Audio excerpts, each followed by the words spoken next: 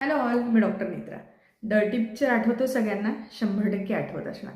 त्याच्यामध्ये हिरो आणि हिरोईनचं जास्त सगळीकडे प्रस्थ वाढतंय म्हणून तो डायरेक्टर येतो आणि स्वतःचे मोठे मोठे फ्लेक्स लावतो आणि तो म्हणतो director is the main hero of a movie.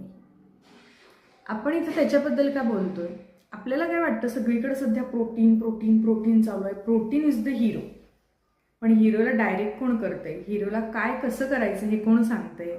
तो डायरेक्टर ऑफ आवर बॉडी आहे फायबर.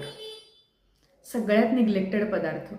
आपल्याला फायबरची आठवण केव्हा येते? जेव्हा सकाळी खूप वेळ बसावं लागतं आणि तरीही काही काम होत नाही, तेव्हा आपल्याला फायबरची आठवण येते. आणि मग सडनली आपण फायबर खायला लागतो आणि मग आपल्याला ब्लोटिंग होतं, पोट फुगतं आणि कॉन्स्टिपेशनचा अजून जास्त प्रॉब्लेम होतो. खरं सांगू, कॉन्स्टिपेशन हा असा एक मित्र आहे आपला, जो असतो ना मित्र, की तो सगळं ऑर्गनाईज करतो, सगळीकडचे बुकिंग करतो, सगळ्यांना एकत्र आणतो, सगळं करतो, सगळं सगळं सगळं करतो. त्याला कुणीही काडीचंही क्रेडिट देत नाही. त्याचा एक बिचाराचा साधा फोटोसुद्धा कुठल्या ह्याच्यामध्ये नसतो, पण तो सगळं करतो. असा एक आपला मित्रमैत्रीण असते, तर तसा हा फायबर आहे. फायबर काय काय करतो? तर फायबरचं सगळ्यात महत्त्वाचं काम, जे तुम्ही म्हणताय बरोबर आहे, की पोट स्वच्छ करणं. आता पोटाला फक्त एक काहीतरी अन्न पचवणारं ऑर्गन समजणं इथंच चूक आहे.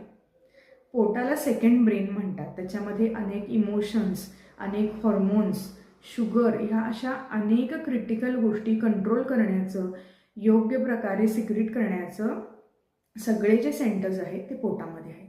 पोटामध्ये लाखो करोडो बॅक्टेरिया आहेत. त्या बॅक्टेरियांना खाद्य म्हणून पण सुद्धा फायबरच लागतं. शुगर आपली एकसारखी रक्तामध्ये राहावी, पटकन त्याचा स्पाईक वाढू नये, याच्यासाठी फायबर लागतं. खूप वेळ पोट भरलेलं राहावं, पोट भरलंय अशी मनाला सटायटी फिलिंग जी आपण म्हणतो, ती फायबर देतं. अर्थातच बॅड कोलेस्ट्रॉल, जे अनेक लोकांना प्रॉब्लेम असतो की LDL खूप वाढलेला आहे आणि आता काय करू, तर ते LDL कंट्रोल करण्याचं कामसुद्धा फायबरच करतो.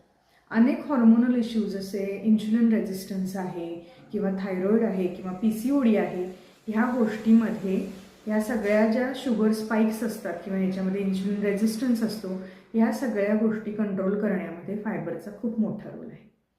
अनेक वेळा आपल्याला वाटतं की आपलं पोट साफ होत नाही म्हणजे फारशी काही मोठी गोष्ट नाही आहे, पण पोट साफ होत नाही आहे म्हणजे घाण पोटातच राहतीये, ती सतत रिॲब्सॉर्ब होतीये आणि अगदी साध्या कॉन्स्टिपेशनपासून, पाईल्सपासून, फिशरपासून ते कॅन्सरपर्यंत ही घाण आपल्याला त्रास देऊ शकते. त्यामुळे फायबर इतकं गरजेचं आहे हे आपण समजून घेणं पहिला महत्त्वाचं आहे. आणि ते कशा पद्धतीनं घ्यायचं हे तुम्हाला मी उद्याच्या व्हिडिओमध्ये सांगेन.